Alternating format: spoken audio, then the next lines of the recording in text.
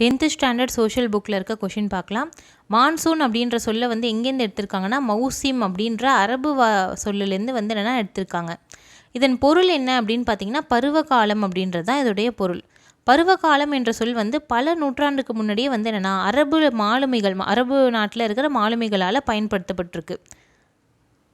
அவங்க அப்படி சொல்லி எதை குறிப்பிட்டிருக்காங்க அப்படின்னு பார்த்தீங்கன்னா இந்திய பெருங்கடலுடைய கடற்கரை பகுதிகள் இருக்குல்ல, குறிப்பாக வந்து என்னென்னா அரபிக்கடலில் பருவங்களுக்கு ஏற்ப மாற்றி மாற்றி வீசும் காற்றுகளை பற்றி குறிப்பிட பயன்படுது.